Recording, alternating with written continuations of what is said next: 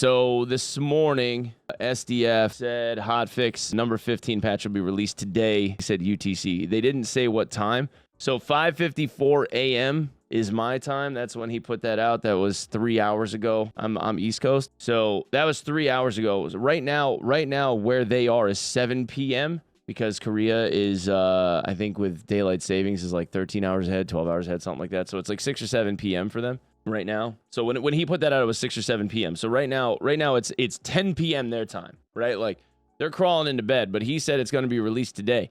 So I'm guessing within the next couple of hours, unless they're staying up all night and they had something wrong with their patch verification and now they got to like recompile it or some shit. I have no idea. So we're probably going to have another couple hour downtime, which is, it's whatever. I have DMs and stuff where I was asking about specifics and put a note in the community section of YouTube this morning, but I'll just kind of read what I got. And if you guys never seen the community section of YouTube, this is the, we put little notes here all the time. So this is according to SDF on stuff that I asked after the Q&A got put out, stuff that they ended up talking about like in the Q&A, and then me looking for clarification on things. One of the things that's not mentioned in here is we might end up seeing a new wizard spell, but I don't know if they're going to add it because it might not be quite ready. So Hydra is working as intended regarding like the collision that it has and booping people and its HP pool and stuff like that. Maybe they make a tweak on it, but I don't see or didn't see something from him saying that they were looking at doing that. So whatever. Plus magical healing is too strong and is going to be nerfed. He told me that like 2-3 days ago. The way that the gearing is right now, there's too much plus magical healing on people's gear. The amount of plus magical healing on gear is in excess and it's going to be nerfed. I don't know by how much. I don't know how they're going to do it. Maybe they change the scaling for magical healing on gear and how it gets applied. Depending on how heavy-handed they get with this, it could end up really ruining how Warlock gets played. But I don't know if most people will end up complaining about this all that much, because right now, the way that Warlock is played is very, very, very strong. They only have a threat from like a couple of classes, and if they kind of play well, they just beat them because they can just wear them down by casting Curse of Pain over and over again and like using the Hydra to body them and, like creating space. Like they're a very, very strong class. They're very fun to play, but I think that they're overtuned on the plus magical healing side. I know a lot of people don't like the Hydra and magical healing combo, but if they nerf magical healing to an adequate degree, the amount of like healing off of the Hydra isn't going to come into play anymore or very much, depending on how much scaling there is. So I think we just have to see what they end up doing with it, and we'll find out. Barbarian gearing is too strong and will be nerfed. So right now, Barbs, it's been shown all over the place. There's a clip, even there's like a super viral clip from, at least for our community, that Repose ended up getting clipped from his channel where they trapped a Barbarian. The Barb broke the trap. They had him snared. They had gotten shots in on him, and the Barb just kept coming and cleaved everybody down in like one swing on the entire squad. It was actually kind of ridiculous because it was just buff ball and he got hasted. And Barbs have the ability to get 70% physical damage resist and like 65+ % magical damage resist with good itemization, which makes them just an absolute juggernaut. They can't be stopped. And they have a backline cleric and a wizard, and the wizard or bard just haste them. And then the cleric bombs heals on them like twice, and the Barb just kind of rolls through everyone because they have 200 HP and too much damage mitigation. So that is going to get brought in. I'm guessing they're going to do it on the gearing that Barbs have access to and how much magic resist and how much physical resist they have. So that way they're a bit squishier. Because even like at low level, they don't have problems with low level scaling right now either. The amount of hit points that they have in their HP pool, even if they don't have a shirt on, still keeps them like in the fight for a good 5, 6, 7 shots, even from a ranger with a equivalently geared longbow. So I don't see this being a big issue if they start nerfing like magic resist and physical damage reduction armor values on their gear. Like the Northern Tunic and stuff. That shouldn't be a big deal. There'll be a hotfix to adjust stat values, itemization, etc. soonish. So that was the announcement that was this morning. They said that they were going to put out a hotfix, and then at the end of the month, they're targeting for a major patch at the end of October, but that could come a little bit later. Those are kind of like the major points. He mentioned to me in passing that they're looking at doing a large patch at the end of the month. I think they're trying to do like a big patch every month, like on a monthly basis, if they can get to them. I have no idea what that patch is going to entail. Probably something around like content. I know that they're going to work on doing that major balance pass At the end of October, the major patch they're looking at doing, I think they're looking at doing that, and then it's going to be leaderboard. They could do like an interim one this month in between after this hotfix goes out if they feel like the balancing is adequate, because they're going to modify the stats on the gear too. I think with this one they're probably going to tweak like the plus all and the plus damage and all that stuff. I think they're going to tweak that with this this patch too, and I think they're going to give some love back to rogues, maybe a little bit more. They might give them a little bit more damage too because of the amount of armor value that's out there. Rogues really aren't doing shit right now in low gear. So if they nerf the high end, I think they need to bring rogues up a little bit on the low end, because they're really not doing any damage right now. They're kind of a joke. What kind of improvement or the next big change do you anticipate? Next big change, like end of October change, it's probably going to be content stuff. I think they're going to try and finalize the Warlock and maybe give us like an introduction to the Druid in November. Maybe we'll see the new boss at the end of October for Goblin Cave, because they're giving us a Cyclops boss in Goblin Cave at the end of October, maybe. I would say that the boss is probably the closest thing. I'd have to ask them. But I'm hoping that... I was supposed to do a live Q&A with them for this month, and then they opted to do the Discord Q&A instead. So then it looks like we might be able to push the live Q&A for the end of the month to talk about like the next patch that they're going to do. So maybe we'll be able to do live Q&A for that. I'm just trying to coordinate it with Terry and see what we can make happen.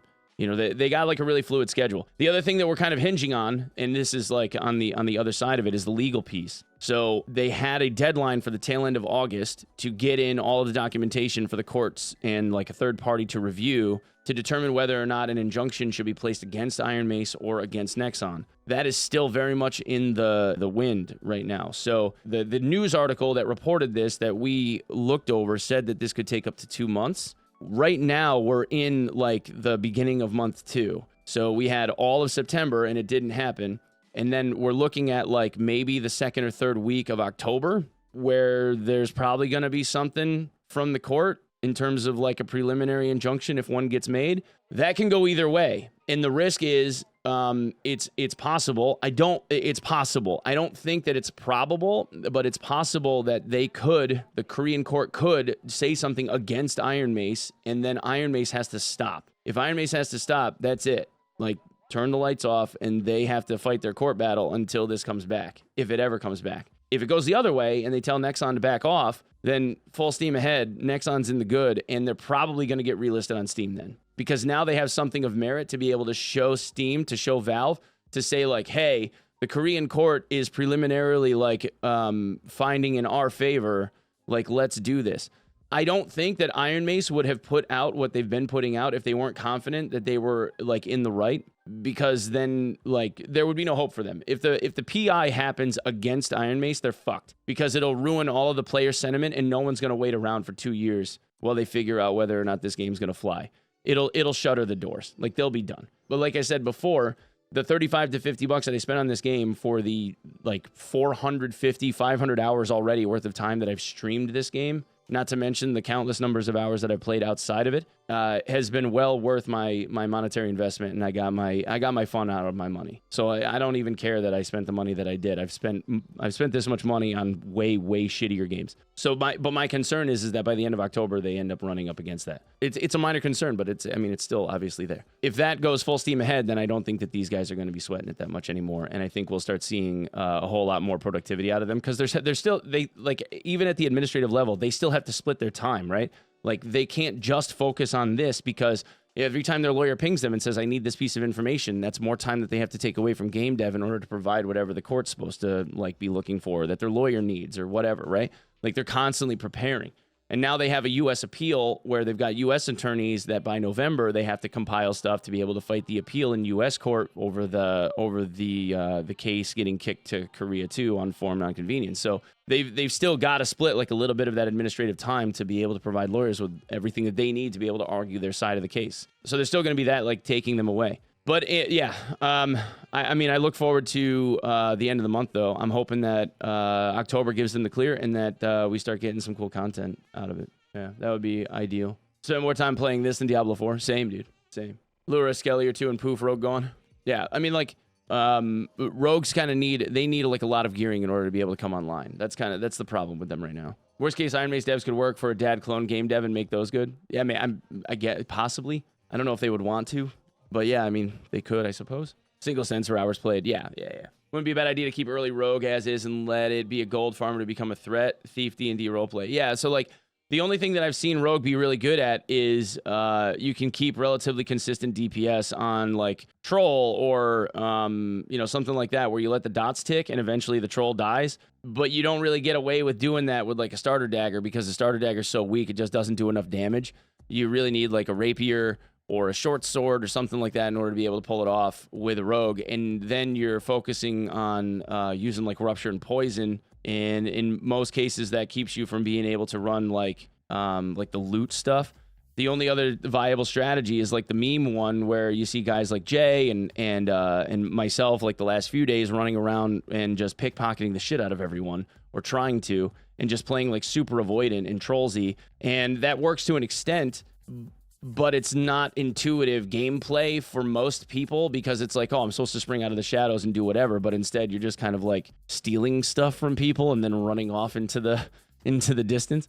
And you get caught a lot. It doesn't have any cost, but the time sink in order to be able to make anything until you get good or get really lucky or both is pretty substantial. You have to kind of play super passively. Like in order to have a good pickpocket build, you can't have any damage dealing like talent selections, and even then you're giving up lockpick or you're giving up double jump or something like that you honestly could use because you really need hide mastery and you obviously need the 10 steps. And in most cases, people now especially are getting more aware of their surroundings, so they're getting better ears. So you need to use creep so that you have like the silent steps. Otherwise, they just hear you like plotting around and they're like, oh, well, I'm just going to shoot at that noise, and they catch you in the face with stuff. Or you have a cleric that like fires off a holy strike or something and knocks you out of stealth. Like it just,